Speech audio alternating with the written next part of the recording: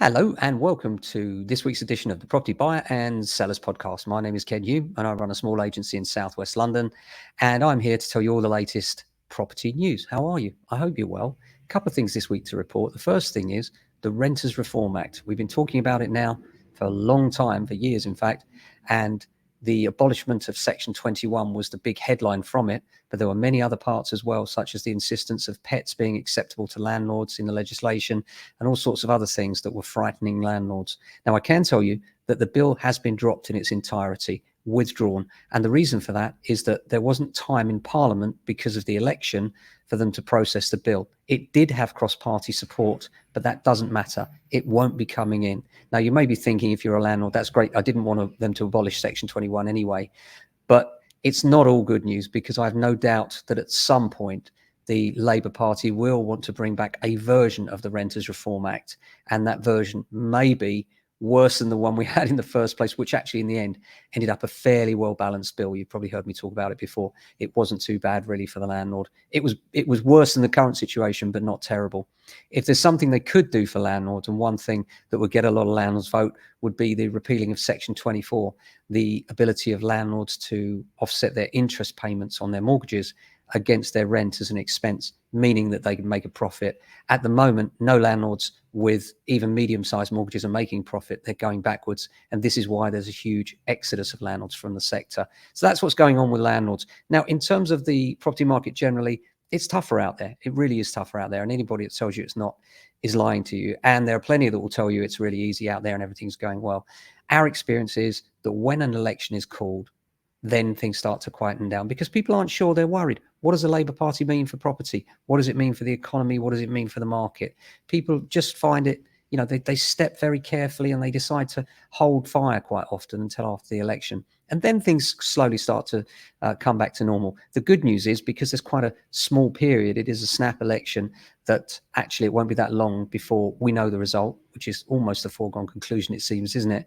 And then at that point, things will start to settle down and the property market will come back a bit. Obviously, people are a bit anxious about what a Labour government means for property, and particularly for landlords. Time will tell. Could there be any worse with the repealing of that, with the Section 24 interest payments? They've been a killer for landlords, to be frank. That's been the big one, and that's been the thing that's killed the buy-to-let market for many a landlord. And it's sad, really, because obviously the tenants are suffering with a lack of supply, and that's going to continue to grow as more and more landlords sell up and get their properties vacant. But I want to tell you a little story now, something that happened to me, and I hope you enjoy it. We had a couple approach us, Mary and John, and they had a nice home in Southwest London, and they really loved it. And as time went on, they made it theirs. They made it beautiful. They did everything to make their home feel the best it possibly could.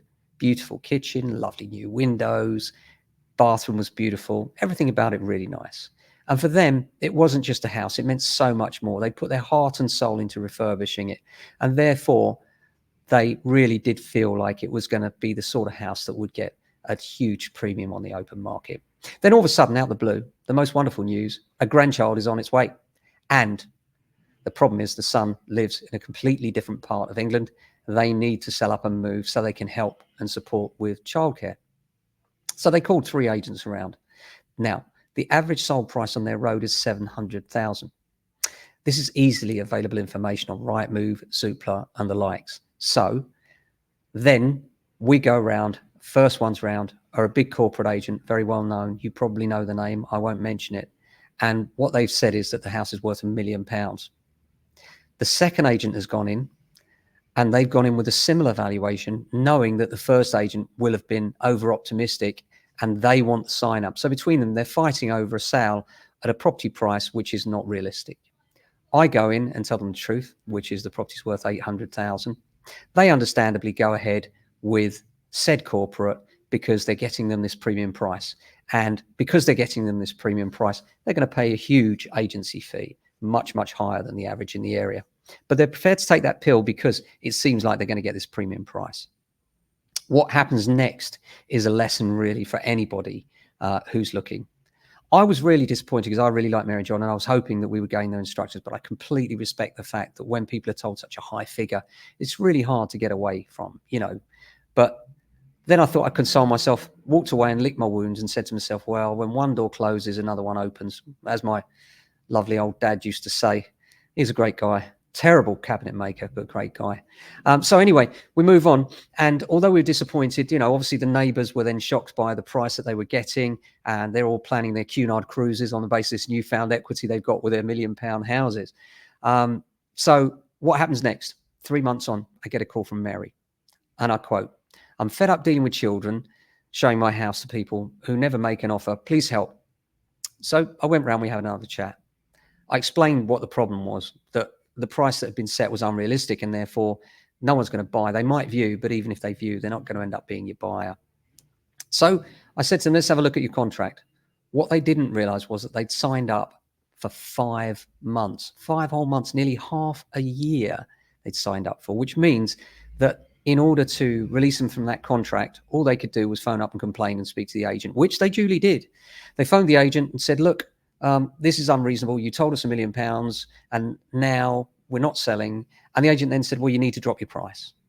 And they said, well, hang on a minute. You were getting this big premium price for us, and now you're telling us to drop the price to the same price that was suggested by other agents. And you discounted that and said that there's no way we'll get more. And now you're not getting more, but you still want your large fee. We're not happy. We want to withdraw. Well, the agent said, no, you're not able to withdraw for 5 months. You've signed up with us for 5 months. So they said, well, fine. We won't let anyone through the door. We won't let anyone view our house. And so it went on. And so for 5 months, that house right now is on the market officially, but no one's viewing it because the agent can't get anyone in because the sellers won't let them in.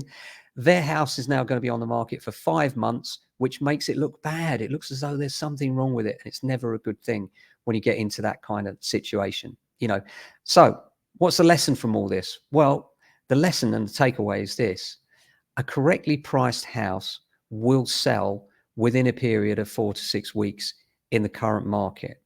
Now, if you price it incorrectly, it will not sell. And as time goes on and it languishes, every buyer out there will see it gradually come down in price. It's not a good look. Then what will happen is they'll lose confidence in it because it's not the one that everyone wants. It's the one that's just been hanging around. Everyone's been flicking through their phones and seeing it day after day. Within a couple of weeks, let alone 5 months, it starts to get tired. So what's the answer? Well, the answer is obviously to get it off the market with this agent and then come back and readdress it at the correct price and then get it sold, which is where we're getting to. Now, don't get me wrong. Having confidence in your property is great, but here's where it gets tricky.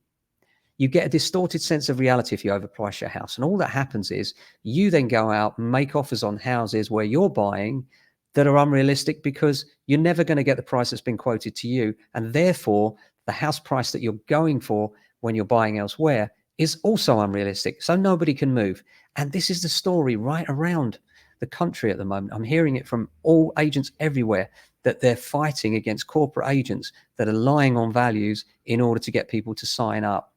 And I'm told that on a business modeling exercise, if they sold 15% of the stock they took on, just 15%, then they're in good profit. That means 85% of their clients will be unhappy, but they're happy because they're still making money. That's not a way I want to do business, and that's not the way I want to do estate agency.